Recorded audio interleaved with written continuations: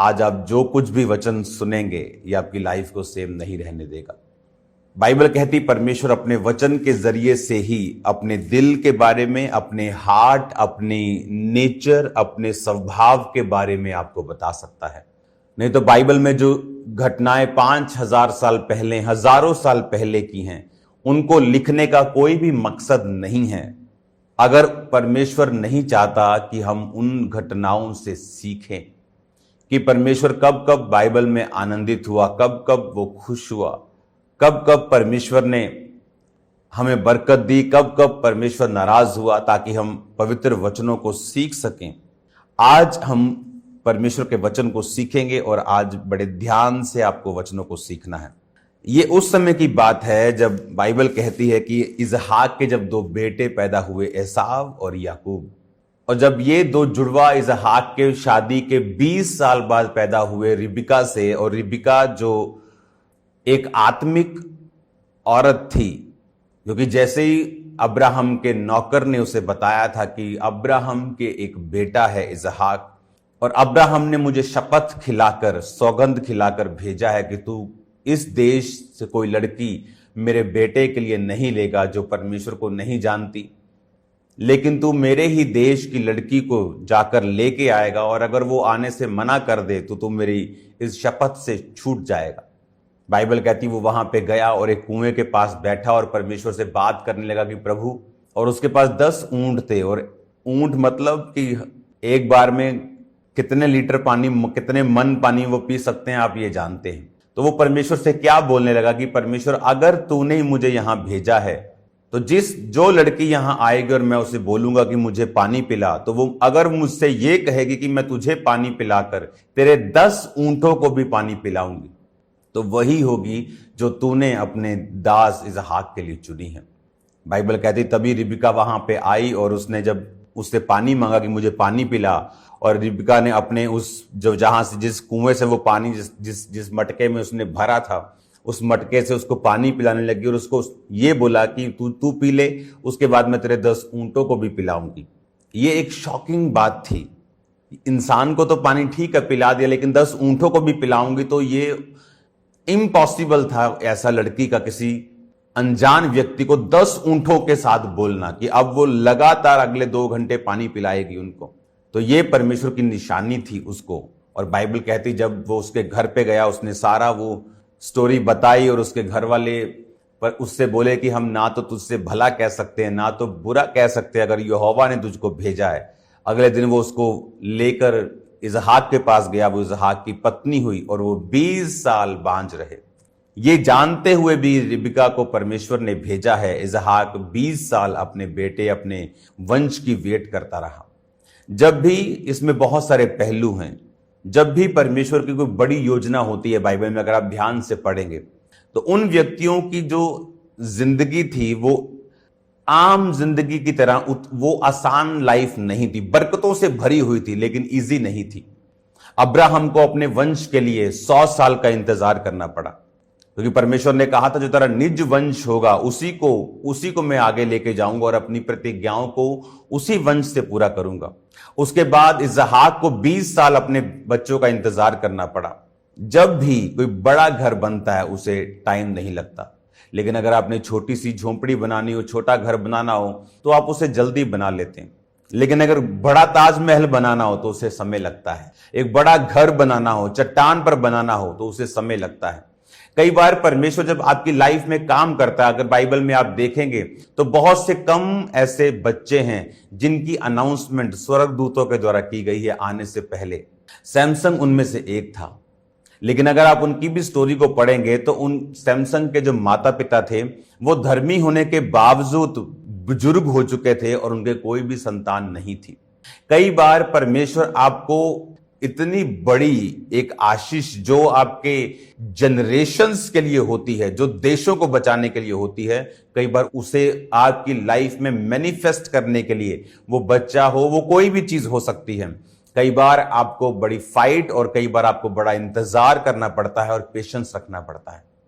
और वचन ये कहता है कि सैमसंग फिर किस तरह से अपने लोगों के लिए उद्धार का कारण हुआ और ऐसा पहला व्यक्ति था, वो पूरी दुनिया में ऐसा इकलौता व्यक्ति था जो गधे की जबड़े की हड्डी से हजारों बंदों को मार देता था। इतना पावरफुल था, और वो मस्कुलर नहीं था, ऐसे बड़ा हल्क के जैसा नहीं था, एक नॉर्मल बीइंग था। क्योंकि जब उसमें पावर आती थी और लोग हैरान होते थे कि क्या ये हमारे जैसा नहीं है, लेकिन जब परमेश्वर की शक्ति उस पर आती थी तो वो एक्स्ट्रा ऑर्डिनरी काम करता था। और यही आज का वचन है। जब आप कुरंथियों की पुस्तक को पढ़ते हैं, पहला कुरंथिया 1, आपकी स्क्रीन पर आप उनको देखेंगे, उसकी 1 और उसकी 27 आयत में लिखा, परंतु परमेश्वर ने जगत के मूर्खों को चुन लिया है कि ज्ञानवानों को लज्जित करें, और परमेश्वर ने जगत के निर्बलों को चुन लिया है कि बलवानों को लज्जित करें। परमेश्वर ने जगत के नीचों तुच्छों जो है भी नहीं उनको चुन लिया है, उन्हें ताकि जो हैं व्यर्थ ठहराएं, ताकि कोई प्राणी परमेश्वर के सामने घमंड ना करने पाए। अब यहां पर परमेश्वर ने क्या कहा, हमें यह बात समझनी है कि जब सैमसन चुना गया था, तो मैं आपको फिर बता रहा हूं कि वो मस्कुलर बड़ा बॉडी वाला इंसान नहीं था। नहीं तो लोग ये कहते हैं कि इसकी बिल्डिंग, इसकी जीन्स ही ऐसे हैं, वो परमेश्वर को महिमा नहीं दे पाते। तो वो कहते हैं इसकी कुदरत ने इसको ऐसा बनाया है, मस्कुलर बड़ा बॉडी, डोले शोले, 6 पैक, और इसलिए ये ऐसे बड़े बड़े लोगों को मार देता है, ताकत बहुत है। लेकिन वो आम दिखने वाला इंसान था, आम बॉडी वाला इंसान था, एवरेज बॉडी वाला इंसान था। और जब परमेश्वर का आत्मा उस पर उतरता था तो वो एक्स्ट्रा ऑर्डिनरी हो जाता था। और क्या लिखा परमेश्वर ने नया नियम में, क्यों यीशु मसीह कुर्बान हुए आपके लिए। और आज परमेश्वर का मैसेज क्या है, परमेश्वर ने कहा, परंतु परमेश्वर ने 26 आयत भी पढ़ेंगे, हे भाइयों अपने बुलाए जाने को तो सोचो, ना शरीर के अनुसार बहुत ज्ञानवान, ना बहुत सामर्थी, ना बहुत कुलीन बुलाए गए। परमेश्वर ने कहा अपने बुलाए जाने को सोचो, ना शरीर के अनुसार बहुत ज्ञानवान, ना बहुत सामर्थी, ना बहुत कुलीन बुलाए गए। उसने कहा सोचो तुम, परमेश्वर ने तुमको किस लिए बुलाया है। मैं अपनी फैमिली से बात कर रहा था कि अगर हम पूरी दुनिया में घूमें और देखें जिनको परमेश्वर इस्तेमाल कर रहा है, और उनको भी देखें जो प्रभु जिन्हें इस्तेमाल कर रहा है, और उनके साथ जो काम कर रहे हैं, आपको ये लाइन पूरी होती हुई नजर आएगी। वहां आपको ज्ञानवान नहीं मिलेंगे। जब भर्ती होती है परमेश्वर के लोगों की, तो इसलिए नहीं होती कि ये कंप्यूटर इंजीनियर है, मैं इंजीनियर हूं, इसे परमेश्वर ने चुन लिया, बड़ा अच्छा बोलता है, बड़ा अच्छा। जब मैं चुना गया था, मैं बिल्कुल डिप्रेस्ड, मेंटली अपसेट, सब कुछ, शरीर खत्म, नशे, एक डेड इंसान को परमेश्वर ने चुना, ताकि कल जब परमेश्वर मुझे इस लेवल पर इस्तेमाल करे, मैं ये ना कहूं कि मैं बहुत सामर्थी पढ़ा लिखा था और परमेश्वर ने मुझे चुन लिया। सब कुछ खत्म जब हो गया तो परमेश्वर ने कहा अपने बुलाए जाने को सोचो, ना शरीर के अनुसार बहुत सामर्थी, ना ज्ञानवान, ना कुलीन, ना अमीर बुलाए गए। परमेश्वर ने कहा परंतु परमेश्वर ने जगत के मूर्खों को चुन लिया है। उसने एक मूर्ख को चुना, कहता ताकि ज्ञानवान जो अपने आप को आज ज्ञानवान समझते हैं, उन्हें लज्जित करने के लिए, उन्हें शर्मिंदा करने के लिए। परमेश्वर ने कहा उसने तुम्हें पवित्र आत्मा दिया है ताकि जगत को वो निरुत्तर कर सके। आज जगत के पास इन बातों का जवाब नहीं। इमेजिन करो कितने सालों से क्रिश्चियन लोगों के ऊपर इल्जाम लगते रहे, ये हीलिंग करके करते हैं, ये पैसा देके करते हैं, लेकिन आज तक कोई साबित नहीं कर सका। क्यों? क्योंकि ऐसा है नहीं, क्योंकि परमेश्वर ने जगत को निरुत्तर कर दिया है। वो हीलिंग्स असली हैं, वो मिरेकल्स असली हैं, ये वचन सच्चा है, ये ट्रू है, कोई गलती इसमें कोई ढूंढ नहीं सकता। 5000 साल पुरानी घटना भी आज नासा वाले बोलते नहीं, जो बाइबल कहती है वो ट्रू है। जो वचन में लिखा है, जो वचन में लिखा है, ये देखो आज ये प्रूफ होता है, ये सच है। हालेलुया। इमेजिन करो परमेश्वर ने आपको किस लिए चुना, उस मकसद को जो सैमसन चुना गया था, किस लिए? उसकी पावर को दिखाने के लिए, उसकी एक्सीलेंस को दिखाने के लिए, अमेज करने के लिए लोगों को। और बाइबल कहती है आपका चुनाव भी इसी तरह हुआ। बहुत हाई क्लास नहीं बुलाए गए, लेकिन परमेश्वर ने लो क्लास को चुना ताकि हाई क्लास भी लज्जित हो। आने वाले टाइम में वो आपको इतना बढ़ाएगा। सैमसंग के ऊपर आत्मा उतरता था तो वो बड़े अचंभे काम करता था। पुराना नियम में जो थोड़ी बरकत का समय था, किसी किसी पे पवित्र आत्मा उतरता था, किसी किसी से प्रभु बात करता था, किसी किसी के ऊपर भविष्यवाणी उतरती थी, आत्मा उतरता था, काम करता था, चला जाता था। लेकिन नए नियम में परमेश्वर ने कहा अब अंत समय में मैं अपना आत्मा सब मनुष्यों के ऊपर उंडेलूंगा। तुम्हारे बेटे और बेटियां, उसने ये नहीं कहा तुम्हारे कुछ बेटे और कुछ बेटियां, उसने कहा तुम्हारे बेटे और बेटियां भविष्यवाणी करेंगी। तुम्हारे दास दासियों पर भी मैं अपनी आत्मा को उंडेलूंगा। क्यों? अब पुराने नियम में जो थोड़ी बरकत होती थी, वचन दुर्लभ था, दर्शन कम मिलता था, किसी किसी पे आत्मा उतरता था। आज नए नियम में परमेश्वर ये चाहता है वो आत्मा सब पे उतरे, वो पवित्र आत्मा का अभिषेक सब जनों के ऊपर आए, वो पवित्र आत्मा की भविष्यवाणियां आप सब लोग करें। आप जानते हैं आजकल जो भविष्यवाणियां चलती हैं ये सब झूठी हैं। ये नाम, ये नंबर, ये सब फेसबुक पे लिखा है, उनके डाटा पे लिखा है। ये क्रेडिट कार्ड के पीछे के 3 नंबर आपके कार्ड पे लिखे जब आप ऑफरिंग करने के लिए जाते हैं। ये गेम्स खेलनी बंद करनी चाहिए इन लोगों को, क्योंकि ये गेम्स इनको फायदा नहीं बल्कि नुकसान करेंगी फ्यूचर में। और परमेश्वर धीरजवंत है, गलत चीजों का जवाब नहीं देता है एकदम से, लेकिन जब देता है तो आपको मालूम है वो कैसे देता है। अब परमेश्वर ने कहा तुम जिस तरह सैमसंग को मैंने हैरान करने के लिए चुना, तुम भी उसी तरह से चुने गए हो। लेकिन तुम्हें लोगों को लगता है एक आम व्यक्ति चुना गया, उसे लगता है मुझसे परमेश्वर क्या करेगा, मैं तो छोटा सा एक आदमी हूं, मैं तो दिहाड़ी करने वाला हूं, मैं तो एक सरकारी कर्मचारी हूं, मैं तो बड़ा बेचारा सा हूं, मेरे पास तो इतनी बुद्धि नहीं है, मैं तो इतना दलेर नहीं हूं।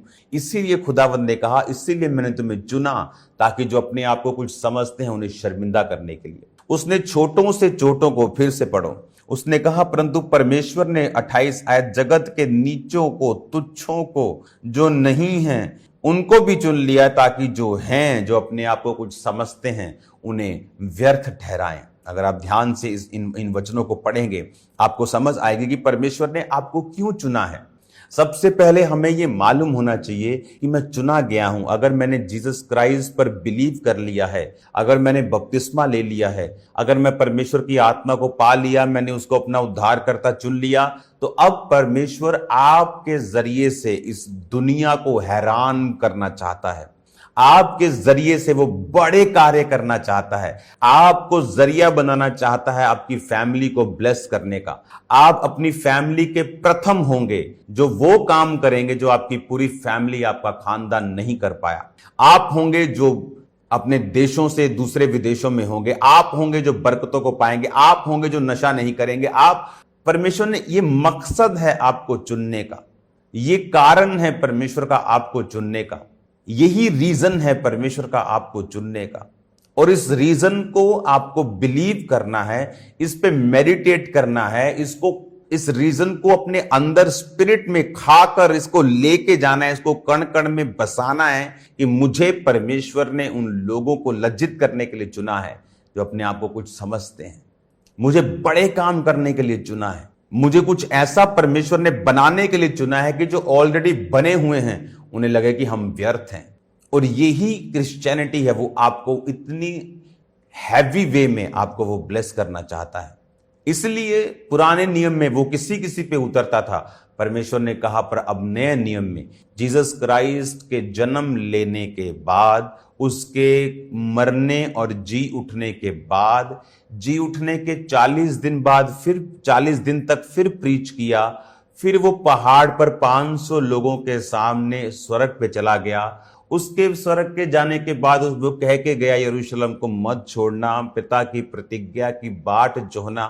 जब वो 500 प्रार्थना करते करते करते कुछ जा रहे थे, वापिस लेट हो रहे, प्रभु अब आगे क्या, आगे क्या, 120 रह गए, वो आत्मा उतरा और वो वचन पूरा हुआ, अंत के दिनों में मैं अपना आत्मा सब मनुष्यों के ऊपर उंडेलूंगा।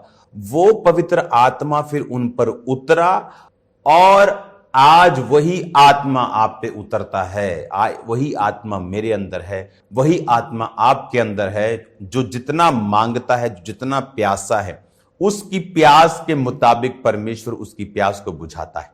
हालेलुया। और वही वचन पूरा हुआ कि अंत के दिनों में मैं अपना आत्मा सब मनुष्यों के ऊपर उंडेलूंगा, सब मनुष्यों के ऊपर, सब प्राणियों के ऊपर।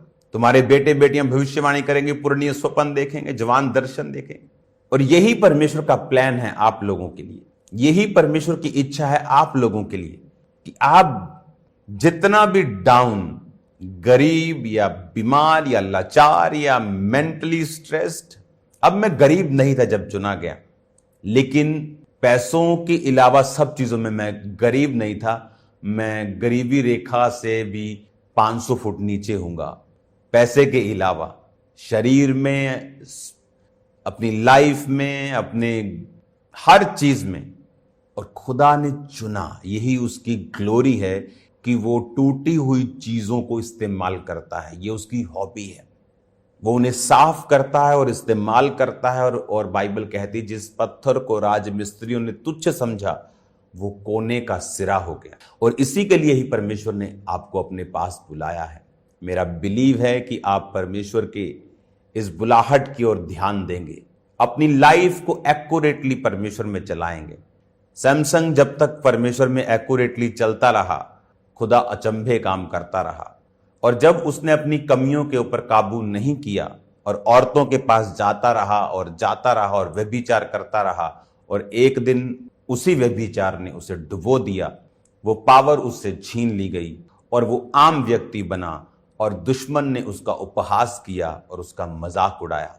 जबकि वो इज्जत लेने के लिए बुलाया गया था, अचंभा काम करने के लिए बुलाया गया था, पर उसके शरीर के कामों ने सब उल्टा कर दिया। बाइबल कहती जब तुम शरीर के अनुसार चलोगे तो मरोगे, आत्मा के अनुसार चलोगे तो जियोगे। मेरा बिलीव है कि आप शरीर के अनुसार नहीं चलेंगे, आप जीसस क्राइस्ट के उस मैसेज पे बिलीव करेंगे कि आपको अपना क्रॉस उठाना है और उसके पीछे चलना है। तो खुदावंद आपके साथ हों। आज शाम को प्रेयर माउंटेन की आग से भरी हुई प्रेयर्स को करना मत भूलना। आज शाम 8 बजे यूट्यूब पर अपने पड़ोसियों को, अपने रिश्तेदारों को लिंक भेजो कि आज आपको प्रेयर माउंटेन को, प्रेयर्स को करना है। आप सेम नहीं हैं। आप इस वचन को सुनते जाएंगे, इस टीचिंग को लेते जाएंगे, आप रोज शाम को प्रेयर्स करेंगे, आप सेम नहीं रहेंगे। यीशु के नाम में नेवर नेवर नेवर आप सेम नहीं रहेंगे, कभी भी सेम नहीं रहेंगे। मैं आपको बता रहा हूं, ये रिजल्ट आएगा यीशु के नाम में, 100% आएगा। क्योंकि ये डीप टीचिंग्स अगर आप लेते जाएंगे और अगर आप शाम की प्रेयर्स को सुनते जाएंगे, आप सेम नहीं होंगे। हालेलुया। अपने हाथों को उठाओ, थैंक यू जीसस बोलते हुए। खुदा बाप, तेरा पवित्र आत्मा इनकी जिंदगी में बड़े कार्य करे। ये वचन इनकी जिंदगी में 100 गुना फलों को लेके आए। और आज जितने लोग पहली बार इस वचन को सुन रहे हैं और आप चाहते हैं कि प्रभु यीशु मसीह आपके जीवन में आए और आपको छुड़ाएं सब बीमारियों से, सब कलेशों से, सब इस संसार के दुखों से, तो अपने हाथों को उठाकर मेरे पीछे बोलें, प्रभु यीशु मसीह मुझे क्षमा करें, मेरे जीवन में आए। मैं विश्वास करता हूं आप मेरे लिए मारे गए, गाड़े गए और तीसरे दिन मुर्दों में से जी उठे।